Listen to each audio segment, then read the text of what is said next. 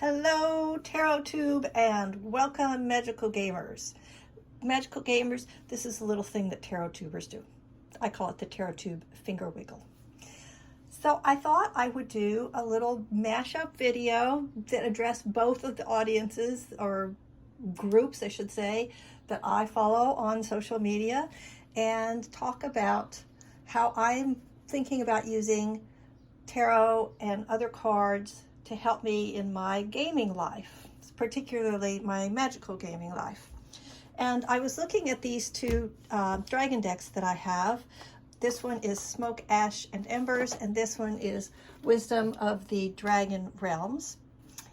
If you take a fancy to this one, I'm going to link a video up here of an enthusiastic and highly opinionated walkthrough, and you can see all the cards for that. And if you're interested in this deck, I don't have any particular video that I'd recommend, but you can just Google it on YouTube, and there are plenty of walkthroughs. You can see all the cards. Anywho, back to my story. So I was fooling around with them. I'm looking at them, and I'm thinking, I wonder which one is going to be better for doing gaming readings. And what do I mean by that? Well, I mean developing strategies, trying to figure out important aspects of the story, how I want to develop my character in the game, that sort of thing. And I'm looking at the two decks, and they are different, as you can see. This one feels to me to be a little more sharp, a little more direct and to the point. And this one, the Wisdom from the Dragon Realms. And then this one feels, I don't know, a little bit more, I could bring more of my personality. I almost feel like to these readings, because these cards they're sort of softer. They feel like they're inviting me to engage with them. This one feels more like, you want an answer? I'm going to give you an answer. And now we get to the next part of my story, because as I'm sitting here thinking about how am I going to use these decks, and this could really be fun, I thought about James over at XpectoGo.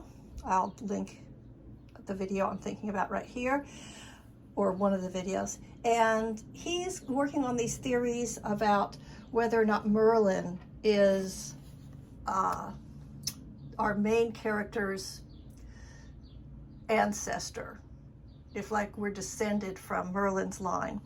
So I said, well, I wonder, and I thought, I'm going to ask this deck. And I have to tell you, I rarely get an answer with one card. It's not really the way I read. I usually pull several cards, but I couldn't think of a good spread, so I was just going to pull cards and let the cards tell me a story. Okay, reveal. This is the card I pulled. I pulled the Sire of Swords. And the question was, is James right about Merlin being our ancestor? And this, without pulling any other cards to clarify or tell me a bigger story, says, oh yeah, James is right. The Sire of Swords, the sword. I mean, you don't have to know anything about tarot. Just read this as a Merlin story. Arthur, the sword, the rock that he pulls the sword out of. And doesn't this look like a majestic dragon that could be the sire of a long magical bloodline? The sky tells you that. Everything tells you that. It's clear. James, I think you're right. If I'm reading this card right, if I ask the right question, given the energies we've got, yeah, you're right about Merlin. All right, so that is an example of how I'm going to be using cards with the upcoming game, Hogwarts Legacy. So I'm going to be hashtagging this with that name. But I'm also going to use it for other games, like if Magic Awakened ever becomes available, I'll use it for that. I don't really think that Hogwarts Mystery, which is what I'm playing right now, calls for a lot of card divination things and cartomancy. But here it is, and I'm going to do like a little series, I think, and incorporate card reading in my games. And the next one I'm going to do is, I'm going to use this playing card deck, which is historically accurate to the time period that Hogwarts Legacy is going to be set in.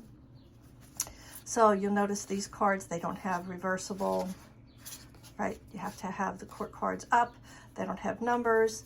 The corners are sharp instead of round, so that differs from our modern card decks. That they would have backs though.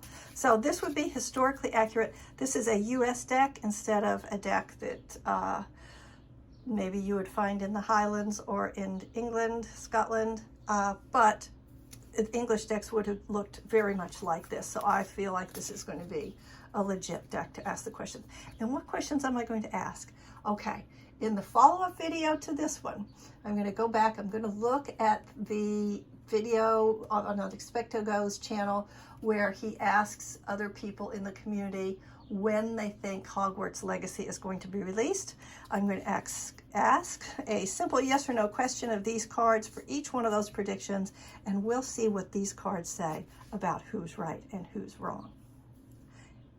Right or wrong? And speaking of the thumbs up and down, if you enjoyed this, click the like button, click the subscribe and the bell if you want to find out when I drop my next video about who was right about when is Hogwarts Legacy going to be released. And I'll tell you up front, I was wrong. I thought the holidays meant vacation. I don't think that's coming out in September, but I sure do wish it would.